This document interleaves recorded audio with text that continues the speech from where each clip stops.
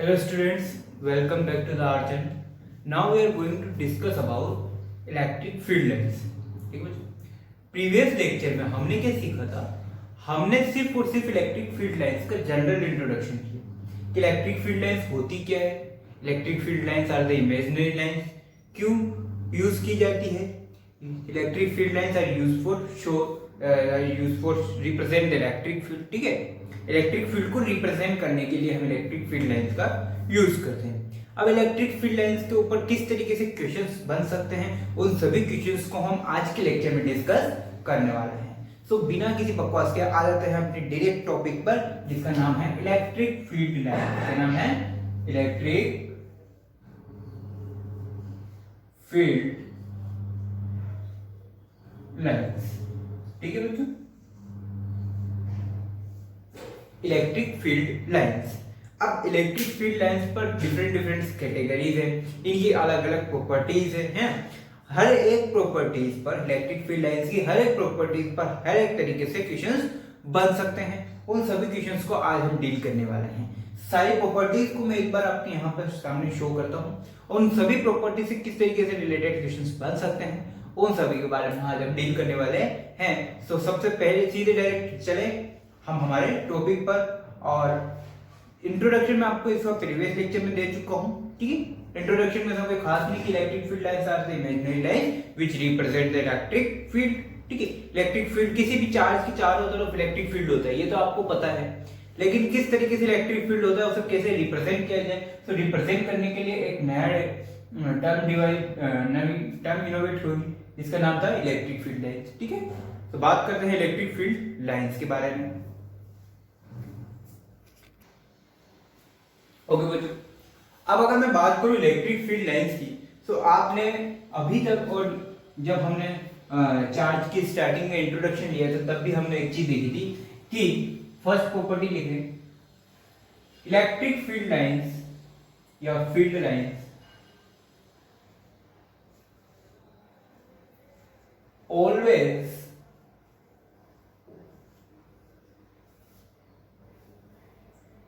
originate from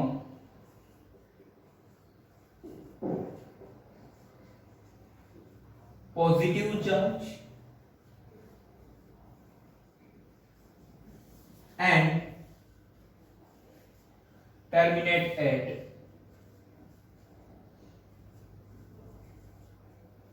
negative charge. ठीक है, इसका मीनिंग बोले तो सीधा सीधा मतलब कि पॉजिटिव चार्ज से तो निकलेगी और नेगेटिव चार्ज में अंदर की तरफ जाएगी. यानी कि अगर इस तरीके से एक पॉजिटिव चार्ज है, अगर एक पॉजिटिव चार्ज है तो पॉजिटिव चार्ज हमेशा फील्ड लाइंस क्या होगी, बाहर की तरफ निकलेगी. फील्ड लाइंस क्या होगी, बाहर की तरफ निकलेगी. यानी कि पॉजिटिव चार्ज क्या करेगा, फील्ड लाइंस को ओरिजिनेट करेगा, बनाएगा, अपने से बाहर निकालेगा. और इसी के अपोजिट अगर नेगेटिव चार्ज की बात करूं, तो नेगेटिव चार्ज में हमेशा फील्ड लाइंस क्या होगी, टर्मिनेट हुई. क्या होगी, फील्ड लाइंस हमेशा इसमें नेगेटिव चार्ज में टर्मिनेट हुई. यानी कि जितनी भी फील्ड लाइंस है वो सब किस तरफ आएगी, नेगेटिव चार्ज की तरफ आएगी. यानी कि अगर यहां से इन दोनों चार्ज को एक सिस्टम की तरह लेऊं मैं, इन दोनों चार्ज का एक सिस्टम लूं, तो पॉजिटिव चार्ज से तो फील्ड लाइंस बाहर निकलेगी और नेगेटिव चार्ज में फील्ड लाइंस अंदर जाएगी. पॉजिटिव चार्ज से तो फील्ड लाइंस क्या होगी, बाहर निकलेगी, और नेगेटिव चार्ज से फील्ड लाइंस अंदर आएगी. ठीक है, सो ये आप यहां तक कॉपी कीजिए. दूसरी बात कि फील्ड लाइंस कभी भी क्लोज लूप क्रिएट नहीं करती. क्लोज लूप क्रिएट करने का मतलब अगर पॉजिटिव से निकली और नेगेटिव की तरफ गई तो कभी ऐसा नहीं होगा कि नेगेटिव से निकलकर पॉजिटिव में चली है. क्लोज लूप का मीनिंग क्या है, जो क्लोज्ड लूप का मीनिंग क्या है, क्लोज लूप का मीनिंग है कि जहां से किसी से ओरिजिनेट हो, ठीक है, और वापस से वहीं पर आ जाए. तो क्या ऐसा पॉसिबल है, पॉजिटिव सिर्फ क्या कर सकता है, निकाल सकता है, यानी कि ओरिजिनेट कर सकता है. पॉजिटिव सिर्फ क्या कर सकता है, ओरिजिनेट कर सकता है. क्या इसमें पॉजिटिव चार्ज में कभी भी फील्ड लाइंस टर्मिनेट होगी, कभी नहीं होगी. और अगर ऐसा पॉसिबल नहीं है, तो अगर ऐसा पॉसिबल नहीं है तो क्या यहां पर एक क्लोज लूप क्रिएट हो पाएगा, close loop never create. Close loop never can be created.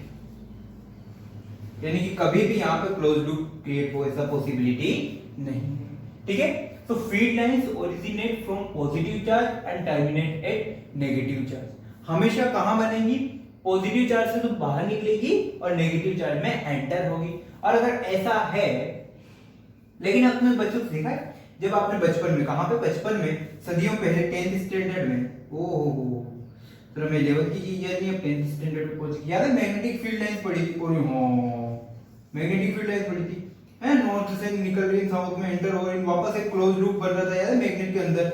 और यानी कि मैग्नेटिक फील्ड लाइंस तो क्या करती है, क्लोज लूप क्रिएट करती है। मैग्नेटिक फील्ड लाइंस तो क्लोज लूप बना सकती है, लेकिन इलेक्ट्रिक फील्ड लाइंस कभी भी क्लोज्ड लूप नहीं बना सकती, कभी भी क्लोज्ड लूप नहीं बना सकती। ठीक है बच्चों, अब बात करते हैं एक चीज और। अच्छा एक बात बताओ, क्या इलेक्ट्रिक फील्ड कहीं भी जीरो हो सकता है? क्या कहीं पे इलेक्ट्रिक फील्ड कभी जीरो हो सकता है? नहीं सर, नहीं हो सकता। कहां पे हो सकता है? इंफिनिटी पे जाके इलेक्ट्रिक फील्ड जीरो होगा।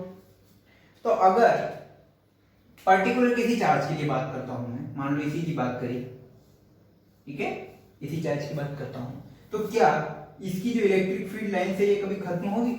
नहीं खत्म होगी। यानी कि एक पॉइंट और इसमें ऐड ही कर लेना, इलेक्ट्रिक फील्ड लाइन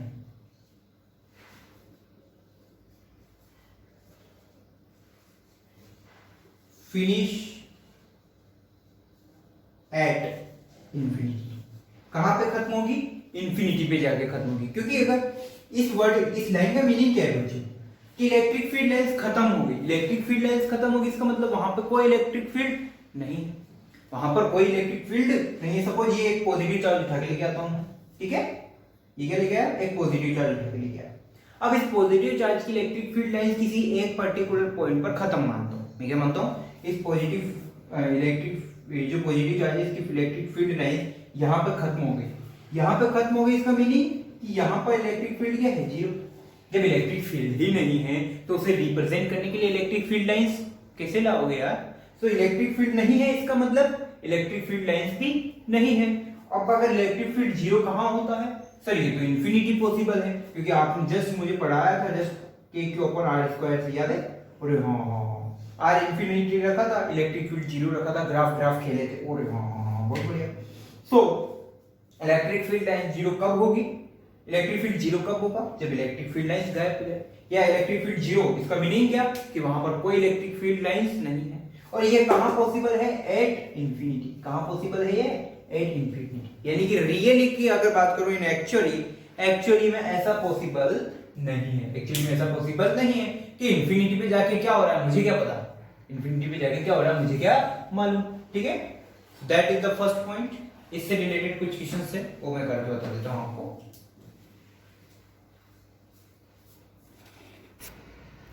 ओके बच्चों, एक आपके एनसीईआरटी का एक क्वेश्चन है, ठीक है, उसको थोड़ा सा देख लेते हैं, आगे बढ़ते हैं। बच्चों क्वेश्चन क्या है कि इस तरीके से कोई पॉजिटिव चार्ज है, ठीक है, पॉजिटिव चार्ज से इधर भी लाइन निकलेगी, पॉजिटिव चार्ज से इधर भी लाइन निकलेगी, पॉजिटिव चार्ज से इस तरफ भी लाइन निकलेगी, पॉजिटिव चार्ज से इस तरफ भी लाइन निकलेगी, सब तरफ से पॉजिटिव चार्ज से बाहर लाइंस निकलेगी। ठीक है, सब कोई दिक्कत नहीं है। इधर है भाई सब नेगेटिव चार्ज, तो नेगेटिव चार्ज इधर से भी लाइन एंटर होगी, इधर से भी लाइन एंटर हो रही होगी, कहीं कहीं ना इधर से भी लाइन एंटर हो रही होगी, कहीं पे इस तरफ से भी लाइन एंटर होगी, कहीं पे इस तरीके से लाइन एंटर हो रही होगी। वहां पर कुछ इस तरीके से एक गोला गोला भी बनाया हुआ है, T T T T T T T T. तो क्या ये पॉसिबल है फील्ड लाइंस? क्या इस तरीके का सिस्टम पॉसिबल है? सिस्टम पॉसिबल है? इज दिस सिस्टम, ऐसे लिख देता हूं, is this system is possible? No. क्यों? क्योंकि यहां पर बाकी सब तो ठीक है, लेकिन there are two closed loop, यहां पे दो क्लोज्ड लूप बन रहे हैं।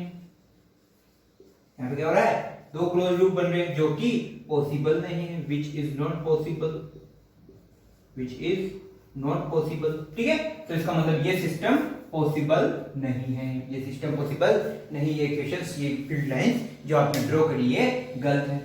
आते हैं नेक्स्ट पॉइंट पे।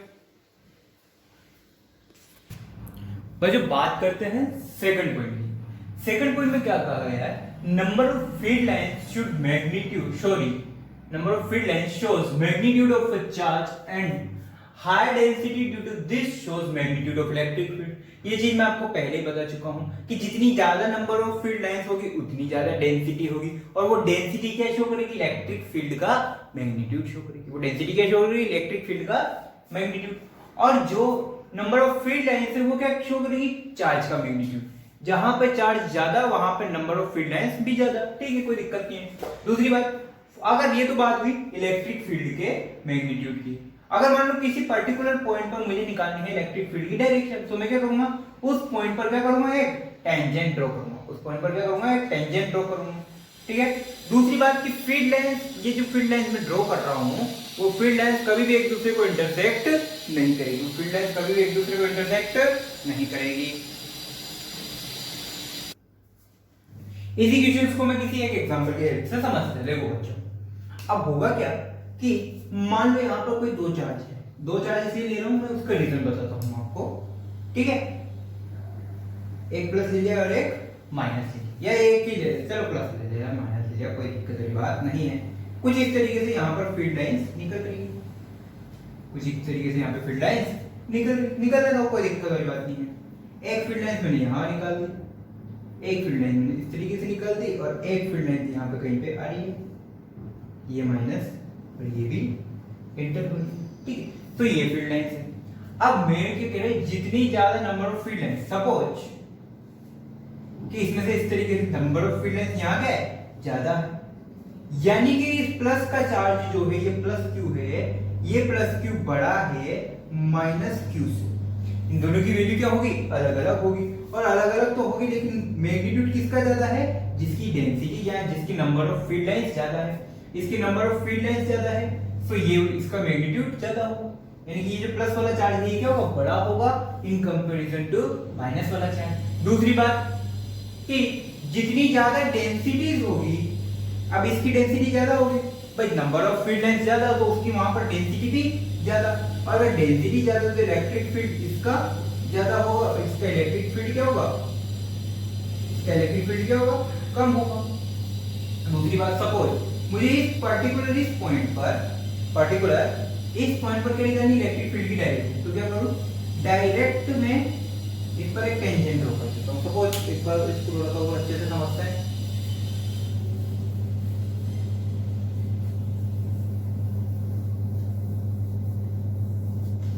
ठीक है, मान लो ये इस तरीके से एक प्लस चार्ज है,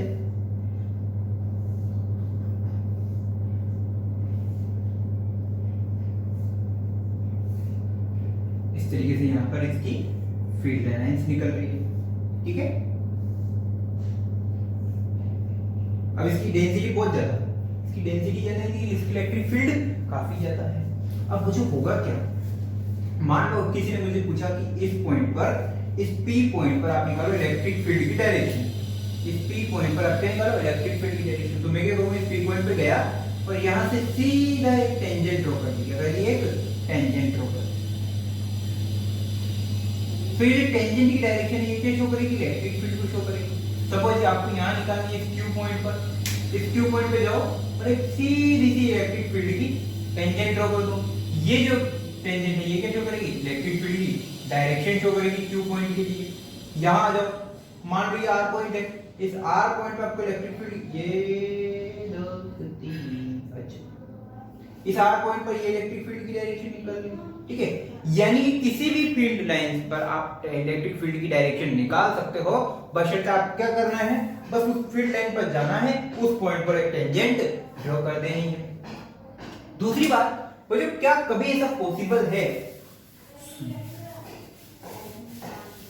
क्या कभी ऐसा पॉसिबल है, मान लो कि यहाँ रामलाल है, ये चार्ज है, ये है, ठीक है, एक फील्ड लाइन ये आई और दूसरी फील्ड लाइन ये आई, ये पहली वाली और ये दूसरी वाली, क्या ये दोनों आपस में मिले पाएगी, क्या ये दोनों का मिलन पॉसिबल है, नहीं पॉसिबल है, that not possible, that not possible. Reason ये है कि ये क्या करेगी, इंटरसेक्ट करेगी। अब इंटरसेक्ट करे, ठीक है, इस फील्ड पर मैं इस पॉइंट पर मैं आपसे पूछता हूँ इलेक्ट्रिक फील्ड की डायरेक्शन बता। आप क्या करो सर, यहाँ से यहाँ ड्रॉ करी और ये इलेक्ट्रिक फील्ड की डायरेक्शन होगी। Very good. इस पॉइंट पर इलेक्ट्रिक फील्ड की डायरेक्शन सर इस तरीके से होगी, ये ले इलेक्ट्रिक फील्ड की डायरेक्शन। Very good. अब इस पॉइंट पर बता जाए, इस पॉइंट पर सर अगर मैं इसके लिए बात करूं तो इलेक्ट्रिक फील्ड की डायरेक्शन कैसी होनी चाहिए, ऐसी होनी चाहिए। अब अगर मैं इस वाली फील्ड लाइन की बात करूं, जो 1 नंबर की फील्ड लाइन है, इसके लिए बात करूं तो इलेक्ट्रिक फील्ड की डायरेक्शन ऐसी होनी चाहिए। क्या एक पॉइंट पर इलेक्ट्रिक फील्ड की दो डायरेक्शन पॉसिबल है? एक, यहां तक तो ठीक था, लेकिन जैसे ये इंटरसेक्ट पॉइंट है, ये क्या है, पी इंटरसेक्ट पॉइंट है, आपने फील्ड लाइंस को इंटरसेक्ट किया, सो ये क्या हो गया, पी इसका इंटरसेक्ट पॉइंट हो गया। अब क्या मुझे एक बात बताओ कि इंटरसेक्ट पॉइंट पी पर इलेक्ट्रिक फील्ड लाइंस, दो इलेक्ट्रिक फील्ड लाइंस, एक इधर जा रही है और एक इधर जा रही है। सो फर्स्ट नंबर वाली के लिए तो इलेक्ट्रिक फील्ड की डायरेक्शन मैंने टेंजेंट ड्रॉ करी, यहां निकाल ली। सेकंड वाली के लिए इलेक्ट्रिक फील्ड की डायरेक्शन मैंने टेंजेंट ड्रॉ करी, इस तरीके से निकाल ली। अब पी पॉइंट अकेला ऐसा पॉइंट है जहां पर इलेक्ट्रिक फील्ड की डायरेक्शन दो आ रही है। क्या ऐसा पॉसिबल है? ऐसा पॉसिबल नहीं है।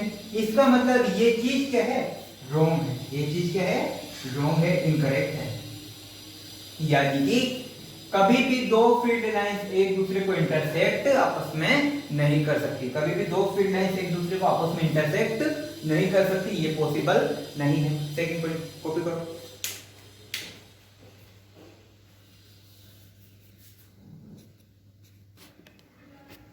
ओके बच्चों, अब उसी से रिलेटेड एक क्वेश्चंस कर लेते हैं। अब मैं आपसे पूछता हूं कि Q1 और Q2 का रेशियो बताओ। यहां पर दो चार्ज है, दोनों चार्ज से फील्ड लाइंस निकल रही है। अब मैंने जनरल क्वेश्चन पूछा Q1 और Q2 का रेशियो बताओ। एग्जैक्ट वैल्यू तो आप बता नहीं सकते, लेकिन आप मुझे ये बता सकते हो कि इसका रेशियो क्या होगा। कैसे बताओगे कि सर जहां नंबर ऑफ फील्ड लाइंस उतना रेशियो। मान लो Q1 के लिए number of field lines 1 2 3 4 5 6, 1 2 3 4 5 6 7। Q1 के लिए कितना, 7। ओके। दूसरी बात Q2 के लिए 1 2 3 4, तो रेशियो कितना आया, Q1 रेशियो Q2 7/4। यानी कि जो नंबर ऑफ जो मैग्नीट्यूड ऑफ चार्ज है, magnitude of charge is directly proportional to number of field lines, number of field lines. यानी कि इनका मैग्नीट्यूड किसके डायरेक्ट पर डिपेंड करता है, फील्ड लाइंस के ऊपर। इसी से रिलेटेड एक प्रीवियस एग्जाम में क्वेश्चन आया हुआ है, उसको हम डील कर लेते हैं। ठीक है बच्चों, ये तो एक बेसिक मैंने एग्जांपल लिया था, तो आपको उसको जो मेन क्वेश्चन है वो कैसे करना है उसके बारे में थोड़ा सा आइडिया हो जाए। अब एक क्वेश्चन है आपके प्रीवियस कंपटीशन एग्जाम में आया हुआ, उसको हम डील करने वाले हैं। ओके बच्चों, अब मेन क्वेश्चन तो ये पिछली सबसे पहले एम्स में पूछा गया, बहुत ही अच्छा क्वेश्चन है, काफी टाइम रिपीट हुआ। ठीक है, एम्स में पूछा, उसके बाद फिर इसको जेईई एडवांस में पूछा। ठीक है, इसलिए इसको काफी इंपॉर्टेंट क्वेश्चन है। अब इसको डील करते हैं कैसे। उसने आपको दो चार्ज दिए, Q1 और Q2, उसकी फील्ड लेंथ दे दी, कोई बड़ी वाली बात नहीं है, चलो बहुत बढ़िया। अब उसने आपको चार ऑप्शन दे दिए, चार ऑप्शन भी पकड़ा दिए, पहला दिया उसने। अब आपको क्या डील करना है, आपको सिर्फ और सिर्फ इतना देखना है कि Q1 और Q2 के बारे में चर्चा करनी है। Q1 और Q2 की नेचर देखनी है, कौन सा पॉजिटिव है और कौन सा नेगेटिव है। दूसरी बात बतानी है Q1 और Q2 में से किसका अमाउंट ज्यादा है, किसका अमाउंट कम है। तो क्वेश्चन देखने पर ही पता चल रहा है कि भाई देख, Q1 से तो क्या निकल रही है, सारी फील्ड लाइंस बाहर निकल रही है, सारी फील्ड लाइन बाहर निकल रही है, बहुत बढ़िया। तो बात करते हैं for charge, for charge Q1, for charge Q1 क्या है, देख Q1 चार्ज के लिए तो केवल फील्ड लाइंस बाहर निकल रही है। अब बाहर कौन से चार्ज से निकलते हैं, पॉजिटिव से या नेगेटिव से, पॉजिटिव से, यानी Q1 क्या हुआ, पॉजिटिव हुआ। उसी के साथ में देख Q2 पर जो फील्ड लाइंस है वो Q2 में अंदर की तरफ आ रही है, Q2 में क्या हो रही है, अंदर की तरफ आ रही है। तो अंदर की तरफ कितना आती है, नेगेटिव चार्ज में आती है। ये तो पता है, बिल्कुल पता है हमारे। हाँ यार सर, पॉजिटिव में तो अपन इस तरीके से बनाते हैं, ठीक है, नेगेटिव में हम इस तरीके से बनाते हैं फील्ड लाइंस को, याद है, याद है कि नहीं याद है। तो ये क्या हो गया, Q1 तो पॉजिटिव हो गया और Q2 नेगेटिव चार्ज हो गया, बहुत बढ़िया। अब मुझे बता, मैग्नीट्यूड की बात आती है कि कौन सा अमाउंट किसका ज्यादा हुआ। तो जहां पर नंबर ऑफ फील्ड लाइंस ज्यादा उसके लिए उसका मैग्नीट्यूड भी ज्यादा। अब Q1 और Q2 में देख, number of field lines Q1 के लिए बात करते हैं, Q1 के लिए बात करते हैं, number of field lines, number of field line, number of field lines Q1 के लिए बात कर कितनी है, 1 2 3 4 5 6 7 8 9 10 11 कितनी है 11। Q2 के लिए 1 2 3 4 5 6 7 कितनी है 7। बता भाई कौन ज्यादा, सॉरी Q1 बड़ा है Q2 छोटा है, खत्म। इतना स्टैंडर्ड इक्वेशन खत्म, 4 नंबर आ गए। देख ले भाई, Q1 positive Q2 negative, Q1 बड़ा है Q2 से, तो आंसर इज ए। अच्छा इसमें और एडिटिंग क्या हो सकती थी, और एडिटिंग ये हो सकती थी, वो ये पूछ सकता कि where the electric field will be zero, where the electric field will be zero, क्या पूछ सकता था। एक और एडिटिंग क्या हो सकती थी, एडिटिंग हो सकती थी where electric field will equal to zero. क्या करते, याद है मैंने आपको इलेक्ट्रोस्टैटिक फोर्स से रिलेटेड क्वेश्चन करवाए, एक प्लस वाला एक माइनस वाला अपोजिट नेचर के करवाए थे, है ना, जहां पर ये ले प्लस Q माइनस 9Q इस तरीके से करवाए थे, है ना। तो अपोजिट नेचर में क्या होगा, बाहर या अंदर, बाहर होगा इलेक्ट्रिक फील्ड, कहां जीरो होगा, अपोजिट नेचर में बाहर होगा, या तो यहां हो सकता है फर्स्ट या फिर यहां हो सकता है सेकंड। अब बता इन दोनों में से कहां ज्यादा होगा, छोटे वाले चार्ज के पास में, याद है छोटे वाले चार्ज के बाद में अपन इलेक्ट्रोस्टैटिक फोर्स जीरो किया था, तो जहां फोर्स जीरो वहां इलेक्ट्रिक फील्ड जीरो, यानी कि जो इलेक्ट्रिक फील्ड है वो कहां होगा, छोटे वाले चार्ज के पास में। तो electric field zero at near about Q1 sorry Q2 charge, कहां पर जीरो होगा, Q2 चार्ज के बाहर होगा, एट आउटवर्ड, बाहर की तरफ, कहां होगा, बाहर की तरफ होगा, कहां होगा, बाहर की तरफ होगा। देख क्यों, क्योंकि देख Q1 तो क्या करेगा, यहां से इधर इलेक्ट्रिक फील्ड लगाएगा, Q2 क्या करेगा, इधर इलेक्ट्रिक फील्ड लगाएगा, माइनस है ना, Q2 के नीचे क्या है माइनस, तो यहां पर इस पॉइंट पर क्या होगा, इलेक्ट्रिक फील्ड जीरो हो जाएगा। सर यहाँ क्यों नहीं हो सकता, अरे भाई यहाँ इसलिए नहीं सकता क्योंकि Q1 का अमाउंट क्या है, बहुत ज्यादा, Q1 का अमाउंट बहुत ज्यादा और Q2 का अमाउंट बहुत कम, तो इसकी वजह से जो इलेक्ट्रिक फील्ड लगेगा वो कम लगेगा और Q1 की वजह से जो इलेक्ट्रिक फील्ड लगेगा वो ज्यादा लगेगा, इसलिए यहाँ पे जीरो नहीं हो सकता। तो बचा यही कंडीशन, यहाँ पे जीरो होगा। ये भाई एडवांस का क्वेश्चन IIT 2010 में ये पूछा गया और एम्स 2006 में ये पूछा गया, ठीक है। तो ये क्वेश्चन बन गया। अब उसने आईआईटी वाले ने क्या किया, एम्स की कॉपी नहीं करनी, उसने क्या किया, इसमें सिर्फ इतनी सी लाइन ओवर एड कर दी कि where electric field will zero, ये पुट कर दो। अगर वो यहां से ये हटा देता तो एम्स 2006 से हार्ड है क्या, इसी क्वेश्चन है। ओके, नेक्स्ट पॉइंट है field lines always should be perpendicular to surface of charge. Meaning यानी कि बच्चों अगर मान लो मैं किसी इस तरीके की कोई सरफेस है, ठीक है, तो फील्ड लाइंस हमेशा ऐसी ना हो, ये जरूरी नहीं, मतलब ये पॉसिबल नहीं है। फील्ड लाइंस हमेशा शो क्या करेगी, इस तरीके से field perpendicular, always should be perpendicular. देखो ये परपेंडिकुलर है, ये परपेंडिकुलर है, इस तरीके से सारी फील्ड लाइंस क्या होगी, always perpendicular to the surface of charge. ये एग्जांपल कॉपी करो, देखो इस चार्ज स्फीयर की तरफ सभी जो फील्ड लाइंस है क्या आपस में परपेंडिकुलर, ठीक है। इसे आप एग्जांपल में कॉपी में बनाओ, नोट करो। इसी तरीके से बच्चों एक एनसीईआरटी में क्वेश्चन पूछा गया, एक रैंडम को उन्होंने सरफेस ली, उन्होंने उस रैंडम सरफेस पर प्लस प्लस चार्ज इस तरीके से आड़ी टेढ़ी तिरछी फील्ड लाइंस निकाला। क्या पॉसिबल है, क्या ये चीज पॉसिबल है, ये चीज बिल्कुल पॉसिबल है। Field lines are not possible, these field lines are not possible, these field lines are not possible. क्यों, क्योंकि यहां पर जो फील्ड लाइंस है are not perpendicular to the surface, there is here the field lines are not perpendicular to surface, are not perpendicular to surface. इसका reason ये NCERT का question copy करो बच्चों। अब हम बात करने वाले हैं सिस्टम ऑफ चार्ज। किसकी? System of charge. System of charge से मीनिंग क्या बच्चों कि जैसे हमारे पास अभी तो एक चार्ज को लेके बात की मैंने, अब मैं क्या करूंगा दो या दो से ज्यादा चार्जेस की बात करते हैं। पहले बात करते हैं 4th point, system of charge. एक पूरे सिस्टम को लेके चलना है और उसके ऊपर हमें फील्ड लाइंस ड्रॉ करनी है, ठीक है। और सिस्टम ऑफ चार्ज, अब सिस्टम ऑफ चार्ज का मीनिंग क्या? एक पॉजिटिव चार्ज इधर रखा और एक नेगेटिव चार्ज मैंने इधर रखा, ठीक है, कोई दिक्कत वाली बात नहीं है। तो यहां में एक पॉजिटिव चार्ज ले लेता हूं। अभी दोनों सेम नेचर के चार्ज है, क्या होगा? तो फील्ड लाइंस निकली, बढ़िया, निकल दो। अब चलो यहां से एक फील्ड लाइंस इधर गई, समझ में आया। यहां से एक फील्ड लाइंस इधर गई, ये भी समझ में आया।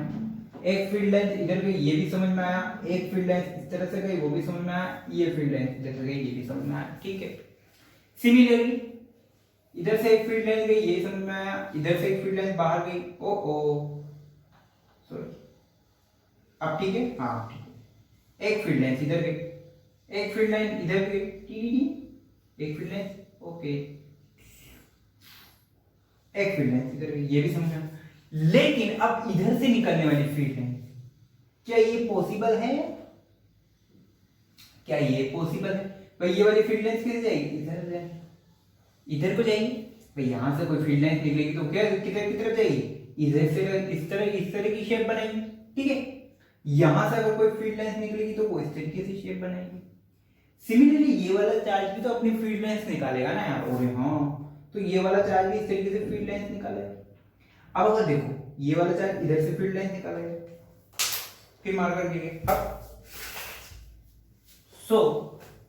अब सुनना बात को बच्चों, अगर यहां पर मैं इलेक्ट्रिक फील्ड लाइन के लिए डायरेक्शन निकालूं तो ये, यहां पर इलेक्ट्रिक फील्ड के लिए डायरेक्शन निकालूं तो ये, क्या ये आपस में इंटरसेक्ट करेंगे? हाँ ये तो करेंगे। इस तरह से कहीं यहां निकालूं और इसके लिए इस तरीके से निकालूं तो क्या ये दोनों भी आपस में इंटरसेक्ट करेंगे? यानी कि ये दोनों फील्ड लाइंस एक टाइम के बाद में क्या करेंगी? इंटरसेक्ट करेंगी। क्या ये पॉसिबल है? तो ये तो पॉसिबल ही नहीं। अब अरे भाई ये तो देख, ये पॉजिटिव ये भी पॉजिटिव, तो जैसे ही इसने फील्ड लाइंस निकलेगी, जैसे ही इसकी फील्ड लाइंस निकलेगी, ये क्या करेगी? जैसे ही यहां से ये फील्ड लाइन निकली, इधर से भी फील्ड लाइन निकली, तो इन दोनों ने एक दूसरे को देखा, तो इन आंखों में कुछ बात हुई, नफरत हुई, और ये नफरत क्या बदल गई? दूरियों में बदल गई। यानी कि ये जो फील्ड लाइंस है एक इस तरह से चली गई, इस तरीके से चली गई, यहां से इस तरीके से फील्ड लाइंस निकली, और ये फील्ड लाइंस कहां चली गई? यहां चली गई। यानी कि प्लस प्लस में हमेशा क्या होगा? रिपेल होगा। प्लस प्लस में हमेशा क्या होगा? रिपेल होगा। याद कर वो दिन जब मैंने आपको इक्वेशंस करवाया था, और क्वेश्चन में करवाया था कि अगर दो सेम नेचर के चार्जेस हैं तो बीच में इलेक्ट्रिक फील्ड जीरो हुआ था, याद है? वो इलेक्ट्रिक फील्ड जीरो कहां हुआ था? इस वजह से हुआ था। देख सारी फील्ड लाइंस तो एक दूसरे को रिपेल कर दी, बीच में कुछ नहीं बचा। यहाँ कुछ बचा क्या? यहाँ पे कुछ नहीं बचा। अगर कुछ नहीं बचा तो यहाँ पर क्या होगा? इलेक्ट्रिक फील्ड जीरो होगा। याद तो ग्राफ करवाया था मैंने सेम नेचर के चार्जेस का, जहां पे बिल्कुल मिडिल में इलेक्ट्रिक फील्ड जीरो हुआ था, वो इसकी वजह से हुआ था। आई बात समझ में? अगर एक सेम केस करता हूं, मैं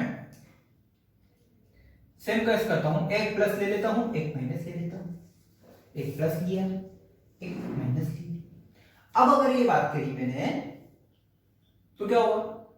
एक फील्ड लाइन इधर से निकलेगी, एक फील्ड लाइन इधर से निकलेगी, एक फील्ड लाइन इस तरह से जाएगी और एक फील्ड लाइन तो जी यहाँ क्या होगा? ये थोड़ी सी ड्राइंग पर मत जाना है, भावनाओं को समझो, ड्राइंग पर मत जाओ।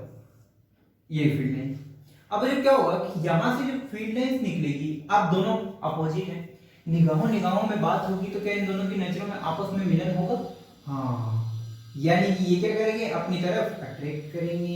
ये क्या करेंगे? अपनी तरफ अट्रैक्ट करेंगे। तो इस केस में फील्ड लाइन कुछ इस तरीके से ड्रॉ होगी। कॉपी कर लो इस तरीके। यानी कि अगर सेम नेचर है तो रिपेल होगा, और अपोजिट नेचर है तो इंटरसेक्ट हो जाए, मतलब ये आपस में अट्रैक्ट होगी। याद ही अगर अपोजिट सेम नेचर है तो क्या करेंगे, एक दूसरे को डिपेंड करेंगे। यहाँ प्लस प्लस की जगह माइनस माइनस होता तो भी सेम केस आता। यहाँ प्लस और माइनस है तो ये क्या करेंगे, एक दूसरे को अट्रैक्ट करेंगे। अट्रैक्ट करेंगे यानी कि फील्ड नहीं बढ़ेगी। एक बात और, अगर सेम नेचर है तो मिडिल में क्या होगा, फील्ड जो electric field zero. Opposite nature है तो फील्ड इलेक्ट्रिक फील्ड की डेंसिटी यहाँ पे क्या होगी, बढ़ जाएगी। इलेक्ट्रिक फील्ड की डेंसिटी यहाँ पे क्या होगी, बढ़ जाएगी। कॉपी करो। अच्छा पूछो ये क्या केस हुआ, नेचर अपोजिट ले ली, नेचर सेम ले ली, ठीक है। बट मैंने यहाँ पे क्या देखो, यहाँ पर भी मैग्नीट्यूड सेम है, यहाँ पर भी मैग्नीट्यूड सेम है। अगर मैं कहूं मुझे यहाँ पे प्लस क्यू तो ये क्या हो गया, माइनस क्यू। ओ वाह, ये प्लस क्यू तो ये भी क्या हो गया, प्लस क्यू।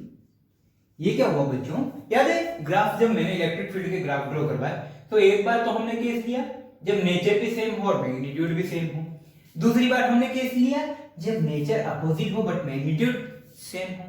अब मैं क्या करता हूं, अब मैं क्या करूंगा बच्चों, नेचर भी अपोजिट ले लेता हूं और मैग्नीट्यूड भी अलग अलग ले लेता हूं। कैसे, देख बात को सुन। ये ले लिया प्लस का 4q, ये लिए मैंने प्लस का 4q, और ये ले लेता हूं माइनस का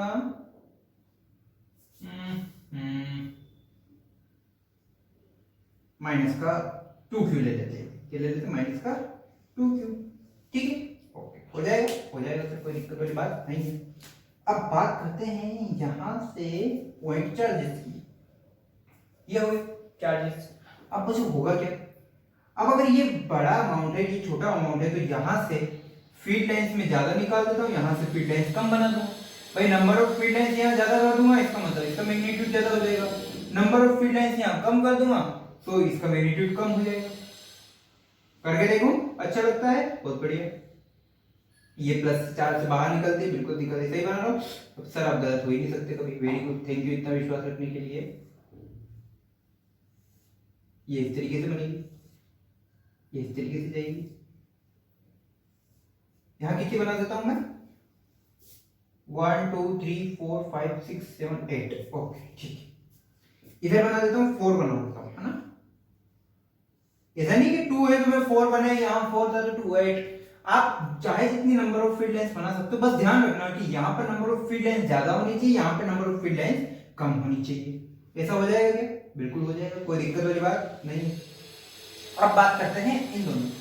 तो बच्चों कुछ फील्ड लाइंस इस तरीके से भी आएगी, हाँ आएगी तो है। कुछ फील्ड लाइंस इस तरीके से भी आएगी, हाँ ये भी आएगी। और कुछ फील्ड लाइंस इस तरीके से। यह क्या, ये केस सही है।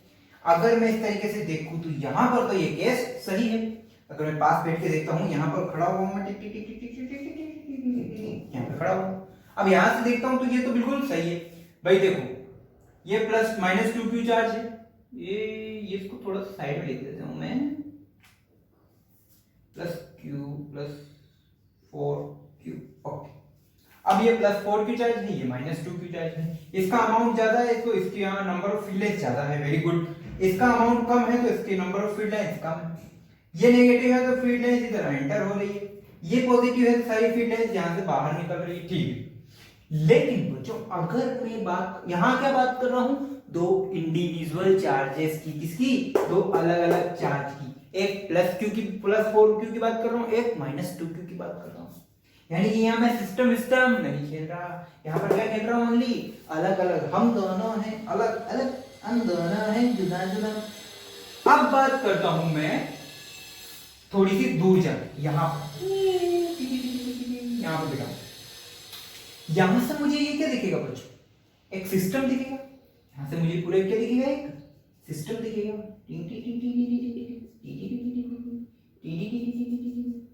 एक पूरा सिस्टम दिखेगा। ये क्या दिखेगा, पूरा एक सिस्टम दिखेगा। पूरा सिस्टम दिखेगा तो बात करो पूरे सिस्टम पर टोटल चार्ज ऑन सिस्टम बता दे रहा कितना है, क्यू कितना है भाई टोटल चार्ज, सर प्लस का 4q माइनस का 2q, कितना है, प्लस का 2q। ओ ये क्या हो गया, यानी कि जो मेरा पूरा यहां से बैठकर अगर मैं देखूं यहां से मैं देखूं तो मुझे क्या दिखाई दे रहा है, ओनली एक चार्ज दिखाई दे रहा है जिसका मैग्नीट्यूड कितना है +2q, यानी कि कौन सा चार्ज दिख रहा है, प्लस का चार्ज दिख रहा है। तो प्लस का चार्ज दिख रहा है तो मुझे कैसा सीन दिखना चाहिए, ऐसा सीन दिखना चाहिए, ये प्लस ऐसा सीन मुझे दिखना चाहिए जिसका मैग्नीट्यूड कितना है। तो मुझे दूर से कितना दिखना चाहिए, पूरा सिस्टम ऐसा दिखना चाहिए, बट मुझे ऐसा दिखाई देगा। तो वो जो होगा क्या यहाँ पे कि ये जो नंबर ऑफ फील्ड ऐसी जो साइड में जा रही है ये भी क्या होंगी, यानी कि यहां से कितनी लाइंस बाहर निकलनी चाहिए, 4, ये 1 2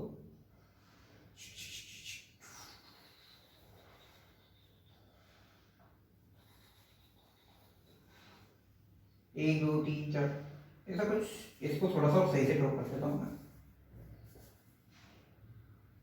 यानी कि टोटल मुझे क्या दिखना चाहिए, इस तरीके का केस दिखना चाहिए,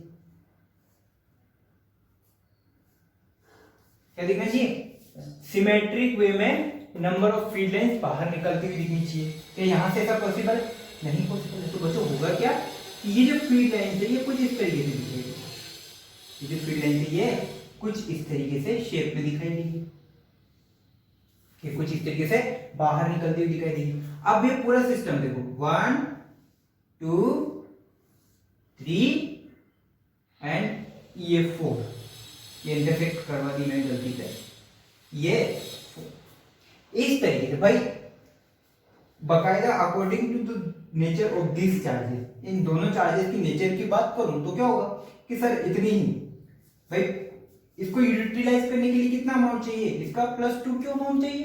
तो +2q से जितनी फील्ड लाइन जानी चाहिए थी उतनी चलेगी, उससे ज्यादा तो मैं इसको नहीं दे सकता। मान लो मैंने इसको 1 2 3 और एक और दे देता हूं, मान लो 4, ये 4 ये 5, तो मैं इस वाले चार्जेस में कितनी फील्ड लाइन जा सकती थी, 5। कितनी नंबर ऑफ फील्ड लाइन जा सकती थी, 5, वो मैंने दे दी। बाकी कहां जाएगी, बाकी इस तरीके से टिल्ट होके बाहर निकल जाएगी, टिल्ट होके इस तरीके से बाहर निकल जाएगी। तो ये पूरा क्या हो जाएगा, दूर से देखूंगा तो एक सिस्टम, तो मुझे ये पूरा किसके फॉर्म में दिखाई देगा, +2q के चार्ज की फॉर्म में, +2q के चार्ज की फॉर्म में दिखाई देगा, जहां से फील्ड लाइंस बाहर निकल रही 1 2 3 4 फील्ड लाइंस बाहर निकल रही है। यानी कि जो ब्लैक डैश डैश बताई है मैंने आपकी, ये क्या है, चार्ज की लिमिटेशन है। यहां से कितनी लाइंस बाहर निकल रही, 1 2 3 4, तो ये पूरा एक नियर पॉइंट फार पॉइंट है, ये हमें देखना है। इससे रिलेटेड एक क्वेश्चन मैं आपको करवाने वाला हूं, तो बात करते हैं यहां तक की, इन दोनों को कॉपी करो। This is the system of charge, actually में सिस्टम ऑफ चार्ज ये है +4q और -2q वाला क्वेश्चन। करते हैं इसी को आगे। ओके बच्चों, तो ये क्वेश्चन है। अब ये जो भाई साहब है ये पता नहीं कौन थे, इन्होंने आर्टिकल लाइनें तो बना दी है, लेकिन अब हमारे पास क्वेश्चन है, उसने ये बोला ये 2015 में क्वेश्चन बच्चों, कैसे कंपटीशन में आया हुआ, मैं कंपटीशन का नाम नहीं, शायद आईआईटी या तो आईआईटी का तो शुरू हुआ, हाँ शायद आईआईटी का, I am not much sure. ठीक है, तो बच्चों इस पर हाँ जेई मेन 2015 का है, आगे आगे आगे आगे आगे आगे आगे आगे आगे ये है मेन 2015 का क्वेश्चन। ठीक है, अब जो हुआ क्या है इस केस में, सुनना, पहले बात करते हैं बी वाले केस की, पहले किसकी बात करते हैं, उल्टा करते हैं सर, डी की बात करते हैं, किसकी बात करते हैं, डी। अब जो इसमें क्या हो, टोटल नेट चार्ज क्या है, +q -q, ठीक है, ये प्लस से निकल रही है माइनस से जा रही है, प्लस से निकल रही है माइनस से जा रही है, इधर भी प्लस से निकल रही है और माइनस में एंटर हो रही है, प्लस से निकल रही है और माइनस में एंटर हो रही है। यहां तक बात ठीक है, गलती से भी ये मत सोचना कि एक दूसरे को इंटरसेक्ट कर रही है, इंटरसेक्ट नहीं कर रही है, देख ले ये तो लाइन है यार, ये तो इन दोनों को लाइन है, ये आपस में इंटरसेक्ट नहीं कर रही है, डायरेक्ट पॉजिटिव से निकल रही है, नेगेटिव में जा रही है, पॉजिटिव से निकल रही है, नेगेटिव में जा रही है, ठीक।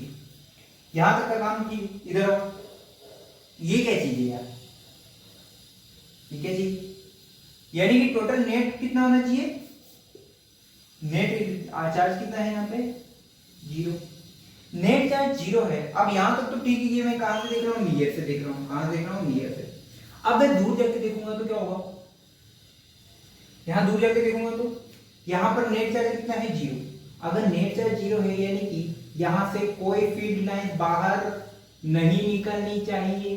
क्या यहां से ये फील्ड लाइन बाहर निकल रही, टिक टिक टिक टिक टिक टिक टिक, ये फील्ड लाइन क्यों, ये बाहर निकल रही, यानी कि ये यहां तक का तो केस सही था, लेकिन जैसे ही ये चीज बाहर आई यानी कि यहाँ वाला ये केस पॉसिबल नहीं है, क्योंकि नियर फार यहाँ से देखो तो दिखती है, कोई दिक्कत वाली नहीं। नियर फार पॉइंट का यूज कहाँ है, यहाँ है। देखो भाई अगर यहाँ से पॉजिटिव से निकल रही है, नेगेटिव में एंटर हो रही है, पॉजिटिव से निकल रही है और नेगेटिव में एंटर हो रही है, चल रहा है काम, बढ़िया है, ठीक है। लेकिन जैसे मैं दूर से देखता हूँ तो क्या होगा कि नेट चार्ज मेरे को क्या मिला, 0। क्यों, जितना पॉजिटिव में चार्ज है उतना ही नेगेटिव में चार्ज है। सिग्मा सिग्मा देख ले, चार्ज डेंसिटी दोनों की सेम दी हुई है। सो पॉजिटिव में जितना नेगेटिव में उतना है, यानी कि टोटल चार्ज कितना है सिस्टम का, 0। अगर सिस्टम का टोटल चार्ज 0 है, यानी कि कोई भी फील्ड लाइन बाहर निकलनी नहीं चाहिए। लेकिन यहाँ तो फील्ड लाइन बाहर निकल रही है, ये देख ये देख, तो ये केस तो पॉसिबल नहीं। सी की बात करते हैं, इसमें तो काम ही खत्म। पॉजिटिव से निकल रही है, नेगेटिव में एंटर हो रही है, लेकिन पॉजिटिव से नेगेटिव में कोई फील्ड लाइन एंटर नहीं हो रही, ये भी खत्म। सेम केस यहाँ, जितनी पॉजिटिव में निकल रही है वापस नेगेटिव में कोई एंटर नहीं हो रही, यानी ये भी गलत। बचा क्या, ये देखो, पॉजिटिव से निकल रही है, नेगेटिव में एंटर हो रही है, पॉजिटिव से निकल रही है, नेगेटिव में एंटर हो रही है, यानी कि टोटल फील्ड लाइन कितनी है, 0। ओवरऑल अगर दो से देखा जाए तो टोटल फील्ड लाइन कितनी है, नंबर ऑफ फील्ड लाइन 0। तो ऑप्शन इज ए करेक्ट, ठीक है। सर यहाँ भी तो ये बाहर निकल रही, अरे दादा ये एक बाहर निकल रही, बट यहाँ पर देख नंबर ऑफ फील्ड लाइन बाहर ज्यादा है। यहाँ पर क्या है, नंबर ऑफ फील्ड लाइन बाहर निकलने वाली जो नंबर ऑफ फील्ड लाइन है वो ज्यादा है। तो मुझे इस तरीके का क्वेश्चन है, ठीक है। 2015 सिंपल सा लॉजिक, सिर्फ आपको नियर फार पॉइंट का ध्यान रखना। इन दोनों क्वेश्चंस में थोड़ा सा डाउट हुआ है, इन दोनों ऑप्शंस में थोड़ा सा मिसअंडरस्टैंडिंग हो जाती है, बट ध्यान रखो नियर फार पॉइंट अगर कंसेप्ट पता है तो आपको अच्छे से पता चल जाएगा कि इन दोनों में डिफरेंस क्या है। अगर नियर फार पॉइंट आपको कंसेप्ट आता है तो आपको इन दोनों में डिफरेंस पता लग जाएगा कि यहाँ से नंबर ऑफ फील्ड लाइंस बाहर निकलेगी, यहाँ से नंबर ऑफ फील्ड लाइंस बाहर नहीं निकलेगी। अगर नंबर ऑफ फील्ड लाइंस बाहर नहीं निकलेगी, इसका मतलब कि मेरा एक ऑप्शन ये हो। अच्छा बच्चों, अगर मैं यहाँ पर ऐसा कर देता हूँ कि प्लस सिग्मा की जगह +2 सिग्मा दे देता हूँ, -1 सिग्मा दे देता हूँ, तो क्या करते हैं हम, तो कुछ ही नहीं करते कि यहाँ से जो नंबर ऑफ फील्ड लाइंस है वो ज्यादा बाहर निकलती, यहाँ से नंबर ऑफ फील्ड लाइंस कम बाहर निकलती, काम तो वही, ठीक है। तो फिर ये वाला ऑप्शन करेक्ट होता। अगर ये +2q और -2q होता तो करेक्ट ऑप्शन कौन सा होता है, डी। बट फिलहाल क्या है, दोनों सेम है, इसलिए करेक्ट ऑप्शन ए है, खत्म, ठीक है।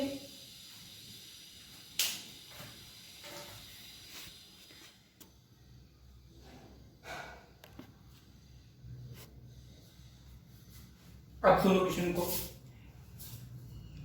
इस क्वेश्चन में क्या कर रहा है बच्चों, एक शायद 2001 या 2000 आईडी का क्वेश्चन है, बहुत ही हार्ड क्वेश्चन है, इसमें बहुत ही दिमाग लगाने की जरूरत है। देखो क्या कहा उसमें कि किसी ट्रायंगल पर मैंने सिमेट्रिक चार्ज रख दी, किसी ट्रायंगल पर मैंने क्या रख दिया, सिमेट्रिक चार्ज बोले तो +q अब उसकी वजह से आपको क्या निकालनी है, इस ट्रायंगल के लिए इलेक्ट्रिक फील्ड ड्रॉ करो। पहला ऑप्शन, कौन सी फील्ड, क्या ऐसा पॉसिबल है?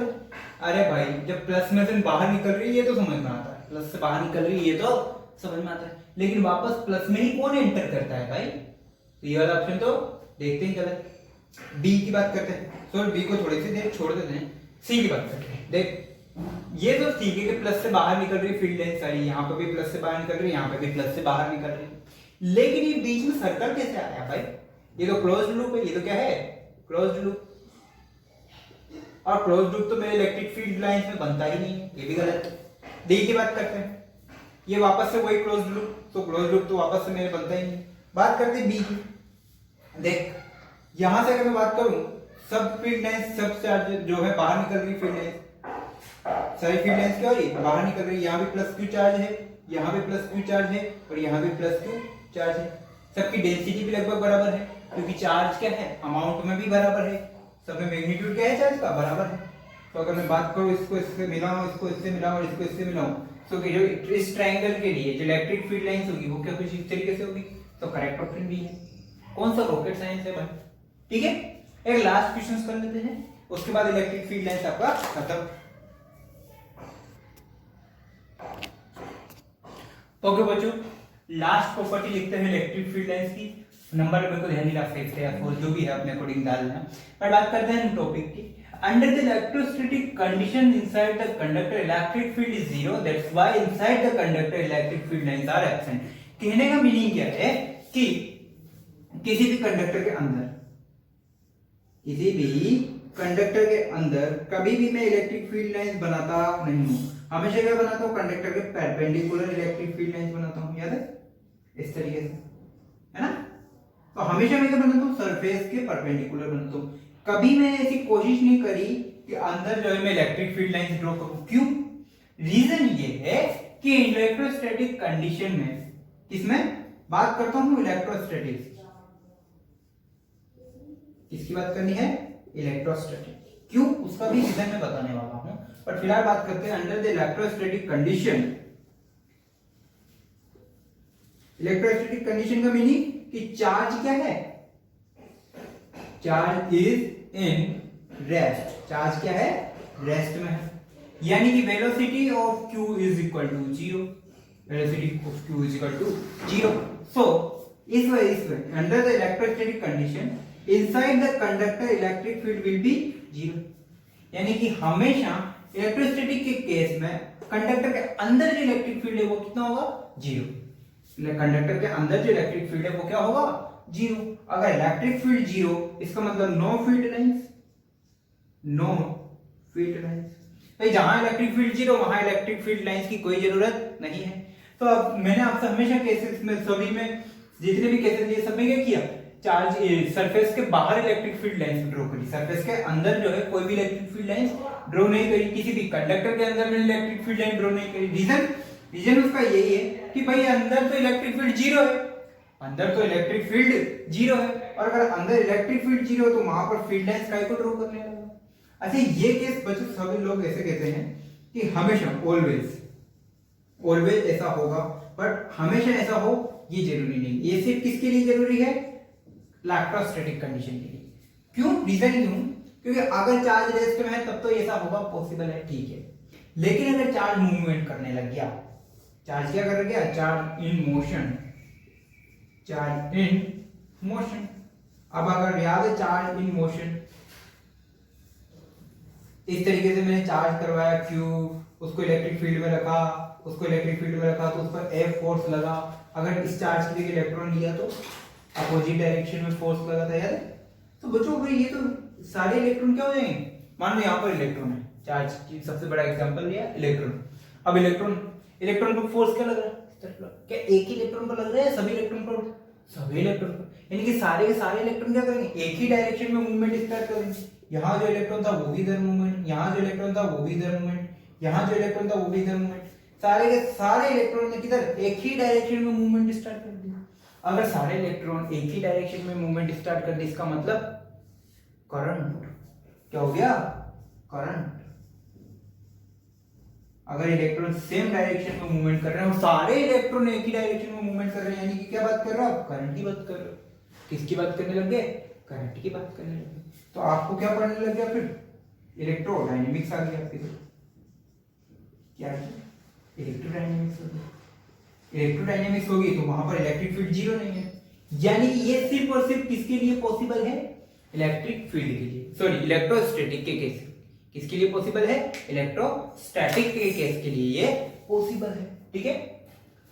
ओके बच्चों, यहीं पर है एक लास्ट टॉपिक और है इलेक्ट्रिक फील्ड लाइन से रिलेटेड, यूनिफॉर्म और नॉन यूनिफॉर्म इलेक्ट्रिक फील्ड, उसे भी समझ लेते हैं, ये कॉपी करो। मुझे फील्ड लाइन से हम इलेक्ट्रिक फील्ड को भी रिप्रेजेंट कर सकते हैं, कैसे, यूनिफॉर्म इलेक्ट्रिक फील्ड और non uniform electric field. Uniform electric field आपको अच्छे से पता है कि हर एक जगह पे इलेक्ट्रिक फील्ड मेरा क्या होगा, लगभग सेम होगा। और नॉन यूनिफॉर्म में क्या होगा, इलेक्ट्रिक फील्ड हर जगह हर पॉइंट पर मेरा डिफरेंस होता जाएगा। अगर एक साइड तो कहीं पर कम हो रहा है तो कंटिन्यूअसली कम होता रहेगा, कहीं पर ज्यादा हो रहा है तो कंटिन्यूअसली ज्यादा होता रहेगा, यानी कि हर एक पॉइंट पर मेरा इलेक्ट्रिक फील्ड चेंज होता रहेगा नॉन यूनिफॉर्म के केस में। अगर इलेक्ट्रिक फील्ड लाइन से मैं यूनिफॉर्म इलेक्ट्रिक फील्ड को रिप्रेजेंट करूं तो मुझे इस तरीके से रिप्रेजेंट करना पड़ेगा। अब यहां पर मैं चाहे कोई सा भी पॉइंट लूं, हर एक पॉइंट पर इलेक्ट्रिक फील्ड क्या है, सेम है। किसी भी पॉइंट पर चार्ज को लाके रख दो, इलेक्ट्रिक फील्ड क्या आएगा, सेम आएगा। इलेक्ट्रिक फील्ड सेम आएगा तो उस पर फोर्स भी क्या आएगा, सेम आएगा। तो electric field, uniform electric field में क्या होगा बच्चों, सबसे पहली लाइन जो है वो पैरेलल होनी चाहिए और इक्वी स्पेस होनी चाहिए। क्या होनी चाहिए, इक्वी स्पेस। यानी कि दो लाइनों के बीच का जो गैप है वो क्या होना चाहिए, इक्वल होना चाहिए। दो लाइनों के बीच का जो गैप है वो इक्वल होना चाहिए। और इलेक्ट्रिक फील्ड लाइंस जो है वो आपस में क्या होनी चाहिए, एक दूसरे के पैरेलल होनी चाहिए।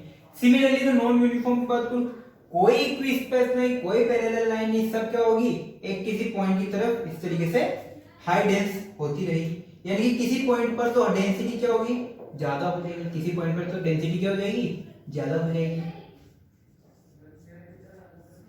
और किसी पॉइंट पर डेंसिटी कम हो जाएगी, किसी पॉइंट पर डेंसिटी कम हो जाएगी। इस तरीके से ये यूनिफॉर्म और नॉन यूनिफॉर्म इलेक्ट्रिक फील्ड आप रिप्रेजेंट कर सकते हो बाय यूजिंग फील्ड लाइंस। तो बच्चों इलेक्ट्रिक फील्ड लाइंस के लिए आज के लिए इतना ही। इलेक्ट्रिक फील्ड लाइन से रिलेटेड हम लगभग मोस्टली सारे कंपटीशन से एग्जाम के क्वेश्चंस कर चुके हैं। फिर भी अगर कोई प्रॉब्लम आती है तो आप हमसे पूछ सकते हैं। बाकी ये जो हमने पॉइंट्स लिखे हैं, इसकी प्रॉपर्टीज लिखी है इलेक्ट्रिक फील्ड लाइंस की, उन प्रॉपर्टीज को फॉलो करते हुए हम सारे क्वेश्चंस कर सकते हैं।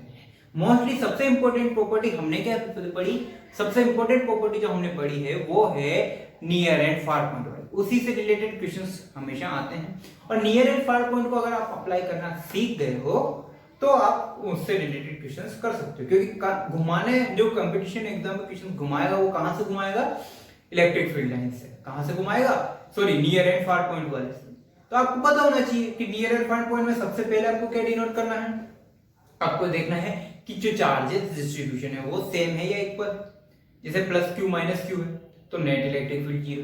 कौन सा बड़ा, आप अगर मैग्नीट्यूड डिफरेंट है, एक प्लस क्यू ले लिया, एक माइनस 4q ले लिया, तो मैग्नीट्यूड डिफरेंस है तो कहां से लाइंस ज्यादा हो निकलनी चाहिए, प्लस वाले से लाइंस ज्यादा निकलनी चाहिए और माइनस वाले से लाइंस कम निकलनी चाहिए। इस तरीके का आपको डिफरेंस देखना पड़ेगा, ठीक है। तो सिस्टम ऑफ चार्ज आपको अप्लाई करना पड़ेगा, ठीक है। सो आज के लेक्चर में हम इतना ही पढ़ेंगे। आज की क्लास डिसमिस करते हैं।